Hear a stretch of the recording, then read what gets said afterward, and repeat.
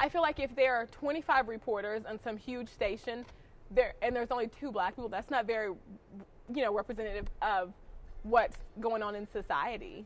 2 black people to every 25 white people. Do you think I don't know. I think it would be better for, like, when I was growing up to see more people like me on TV, to have more people that, I don't know, look like me, so you know that you can do it. African Americans have had a long, hard road when it comes to their portrayal in the media.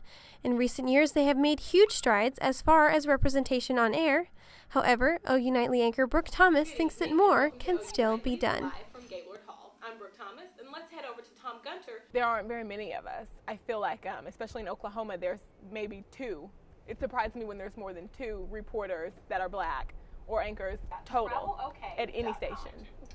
When you're growing up, you want to see more than like 1 or 2 people on TV on the news channel that you watch compared to everything else. But it doesn't make me feel bad. It could be better. It could definitely be better. Okay, Robin Roberts. I don't really have favorites. Well, tell me. But in the media, I have favorites. Okay, tell me. Oprah. That's my thing. How is she like one of the most respected, most well-known journalists, people in the media, and she's black, and she's like, I don't know. But when it comes to African Americans as the subject of the news, it seems it couldn't be worse. You look at the conventional image of 50 Cent and, whoever else, Pac-Man Jones, Michael Vick. I mean, yeah, these are the guys they're getting on the press. Are they an accurate representation of the race? Absolutely not.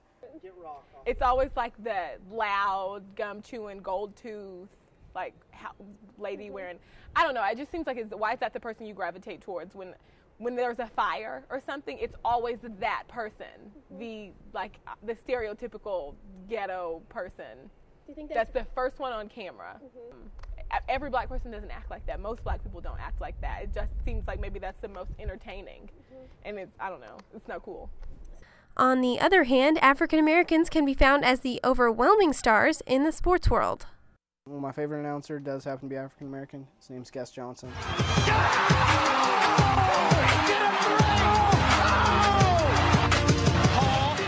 He does a really good job for CBS. He's got a very excitable voice. He could make a card game between old ladies exciting. There are more black people in sports than any other race. So, and they're, I don't know, they're like the stars of the game.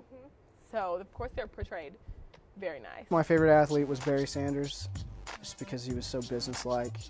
He wasn't flashy. Not that I don't like the Chad Johnsons and all that, but he played the game right. He knew he cared about the game, but he was just a tremendous player and a great role model. Whether whatever race you are. I think Ray Allen is another one. I think Marvin Harrison even is a great role model. Even though he was involved in that gun incident in Philadelphia in the past year. So baseball, where there are less African Americans, more Hispanics and white athletes, and the majority of those that get in trouble are white. So it's part of a lifestyle. When you have all that money, I'm sure a lot of them feel they're invincible. Let's head over to Tom Gunter, who has an update on the swine flu. Tom? Well, Brooke. I mean, if you don't have diversity, then you don't have full news coverage. I mean, it's as simple as that. If it's not, how do I explain it? If you don't know about it, I didn't know about it until a couple years ago. And when I look around in class, I'm the only black person in most of my classes. All of them. Oh my gosh, all of them. Every single one of them here at Gaylord. And I'm not saying that's anybody's fault, but I don't know. Maybe we could be recruited better, or we could be, I don't know.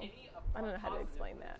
The job of the media is, yes, to act as a watchdog and, tell the story. But at the same time, business is business. And you got to sell papers, and you got to sell ads, and you got to make money. And so, is it convenient to portray someone as this or that? without all the facts, or whether it's accurate or not, then yeah, it is. Especially if business is hurting. So.